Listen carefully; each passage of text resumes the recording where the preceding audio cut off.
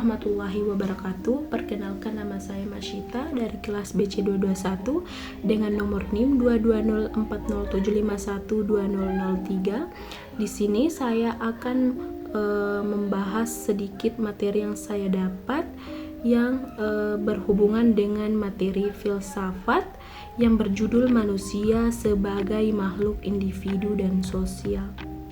Langsung saja, manusia sebagai makhluk individu memiliki unsur jasmani dan rohani, unsur fisik dan psikis, unsur raga dan jiwa. Nah, seseorang individu adalah perpaduan antara faktor genotip dan fenotip. Faktor genotip adalah faktor yang dibawa individu sejak lahir. Ia merupakan faktor keturunan dibawa individu sejak lahir.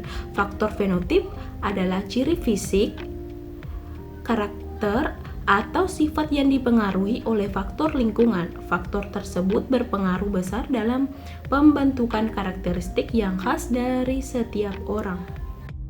Next, pertumbuhan dan perkembangan individu. Nah, pertumbuhan dan perkembangan individu ini memiliki 3 pandangan. Yang pertama itu ada pandangan nafistik, pandangan empiristik, dan pandangan konvergensi.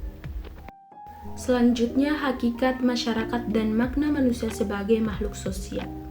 Nah, istilah masyarakat dalam bahasa Inggrisnya society, yang berarti kumpulan orang yang sudah lama terbentuk, memiliki sistem sosial atau struktur sosial tersendiri dan memiliki kepercayaan, sikap, dan perilaku yang dimiliki bersama.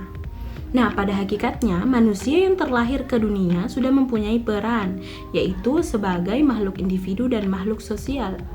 Sebagai makhluk hidup yang diciptakan sempurna oleh Tuhan, manusia telah diberi bekal yaitu berupa akal budi, hati nurani, dan kehendak bebas. Next, hakikat nilai moral dalam kehidupan di masyarakat. Dalam masyarakat ini, manusia tidaklah dapat hidup sendiri. Mereka hidup berinteraksi dengan orang lain. Dalam interaksi itulah manusia harusnya memiliki suatu etika hidup bermasyarakat. Nah, etika bisa dipakai dalam arti nilai-nilai dan norma-norma yang menjadi pegangan bagi seseorang atau suatu kelompok dalam mengatur tingkah lakunya.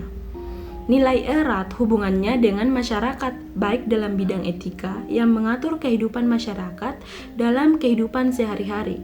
Manusia sebagai makhluk yang bernilai akan memaknai nilai itu ada tanpa ada yang menilainya, tetapi ada sebagian sesuatu yang ada dan menuntun manusia dan kehidupannya. Jadi nilai memang tidak akan ada dan tidak akan hadir tanpa hadirnya penilaian. Oleh karena itu, nilai melekat dengan subjek penilaian. Nah, fungsi dan peranan manusia sebagai makhluk individu dan sosial. Sebagai makhluk hidup yang berada di muka bumi ini, keberadaan manusia adalah sebagai makhluk individu dan makhluk sosial. Dalam arti, manusia senantiasa tergantung dan atau berinteraksi dengan sesamanya. Next, yang terakhir, peran manusia. Secara sosial, sebenarnya manusia merupakan makhluk individu dan sosial yang mempunyai kesempatan yang sama dalam berbagai hidup dan kehidupan dalam masyarakat.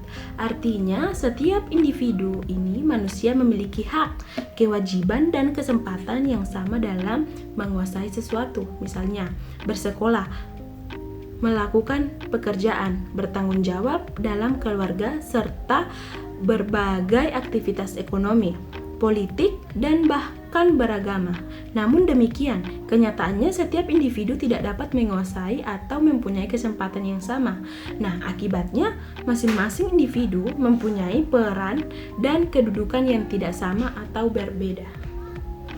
Baik, mungkin itu saja yang bisa saya sampaikan mengenai materi saya. Sekian dan terima kasih. Assalamualaikum warahmatullahi wabarakatuh.